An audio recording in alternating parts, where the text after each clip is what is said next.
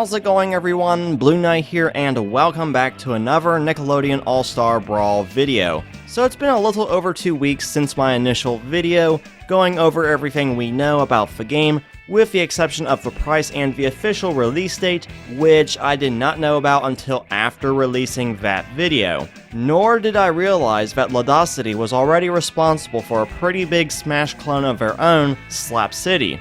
But right now, I'm just as curious as everyone else about the rest of the game's character roster, especially since there's discussions going on amongst the Ludosity team concerning post-launch support, which means more characters and levels could be added well after the game's release. So with that said, let's go over the 5 characters that I personally hope make their way into the game, whether that be in the base game or sometime post-release. Now, I'm aware that I already showed my list in the previous video, but I wanted to actually explain why they should be in the game, alongside some honorable mentions that were not shown. So without further ado, let's begin with number 1.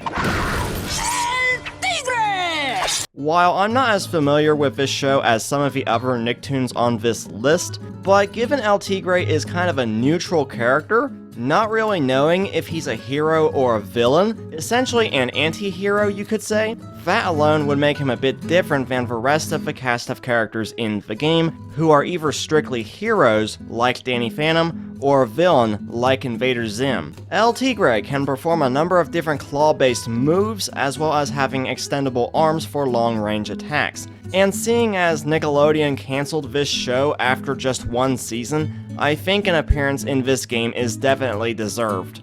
Number 2. Tack from Invader Zim.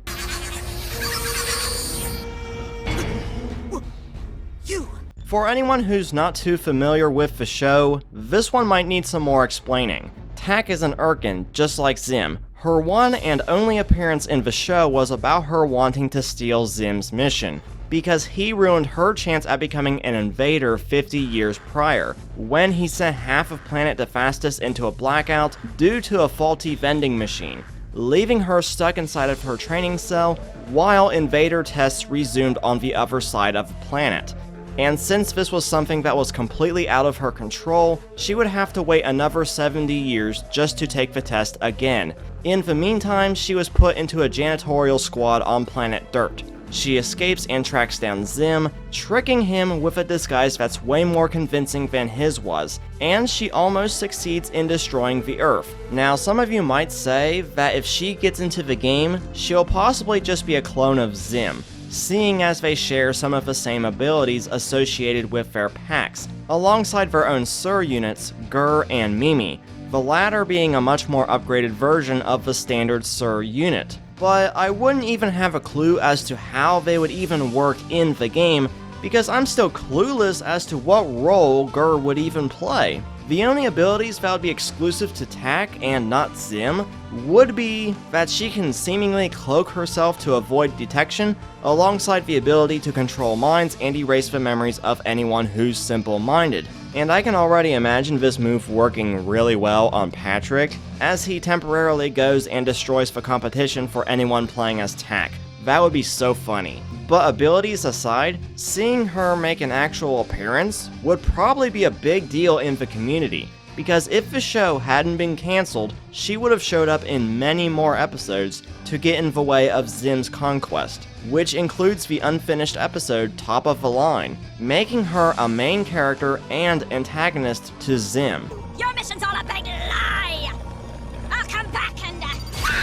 She was even supposed to have a slight cameo during this scene from the revival movie Enter the Florpus, with her shadow being seen, but due to an animation error, that never happened.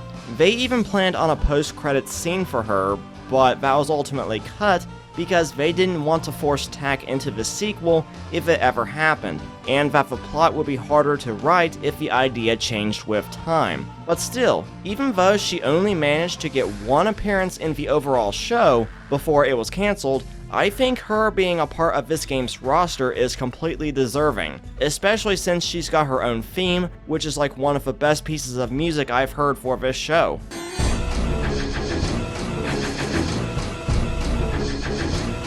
Number 3, XJ9/Jenny Wakeman from My Life as a Teenage Robot. you all.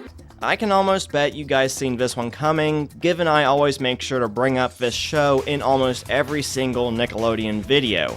But that's because this is one of my top 5 Nickelodeon shows, which just so happened to not get treated very well for its third and final season after getting cancelled. Something that still bugs me to this day. But what this show managed to do, outside of being very charming and oftentimes cute, was the inventiveness of Jenny's abilities and transformations in every single episode, which was something that made the show really unique compared to just about any other show I can think of. And you can just tell the team had an absolute blast coming up with all these different concepts for her transformations.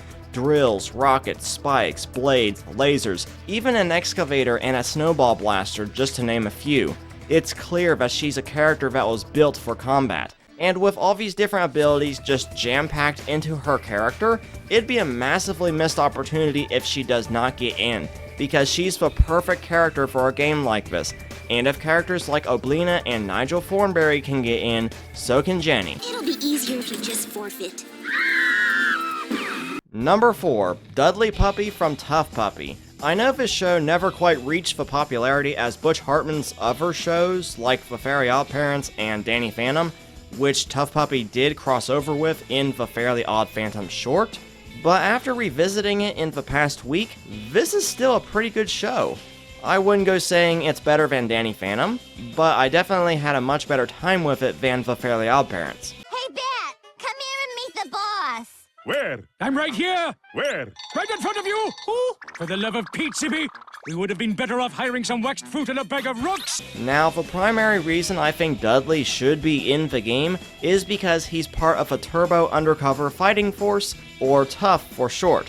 This is basically an organization that puts a stop to criminal acts within Petropolis. As an agent and also part boxer, he's pretty much combat ready, especially with a slew of weapons and gadgets that's available for him to use at the agency, with his partner Kitty Catswell even being used as a weapon on one occasion. Hey, wait a second. But I'm really hoping Kitty gets into the game as a separate fighter, simply because she's my favorite character in the show, but also because she's more of a skilled agent than Dudley. Now, before I get to number 5, let's go over some honorable mentions real quick. These are simply characters that I wanted to give more spotlight to in this video, but I either didn't have the time to do so, or I didn't have enough footage to work with. So here they are. Tack from Tack and the Power of Juju, Dib Membrane from Invader Zim, Vexus from My Life as a Teenage Robot, Squidward and Mr. Krabs from SpongeBob SquarePants, and of course, Jimmy Neutron and Hugh Neutron, because just the memes of the latter would make his appearance well worth it. Looks like you're going to the Shadow Realm, Jimbo. Oh, it's just down the street, next to the Chick-fil-A. So now we arrive at number 5, which I'm sure some of you guys were not expecting in the slightest. But I think Professor Membrane from Invader Zim should be in this game. And the reason why is because I've seen a lot of people hoping to see Goku, a non-Nickelodeon-owned character, make it into the game. But truth be told, Nickelodeon already has their own version of him, with Professor Membrane. I never hired any of you! Just look at him devastate all these robots in one blast. I mean, he would be so overpowered that every match would be over before it even starts. Oh, I can just imagine all the Professor Membrane is broken videos that'll arrive shortly afterward. That's gonna be fun. Not scientifically possible! Anyways guys, that's the 5 characters I'm personally hoping make their way into Nickelodeon All-Star Brawl. But I'm curious, what 5 characters are you hoping make an appearance in this game? Be sure to leave everything down in the comments section below. Also be sure to hit that subscribe button and the bell for more Nickelodeon game related content coming soon. As always, thank you guys so much for watching and the constant support. I've been Blueknight, and I'll see you guys back here next time.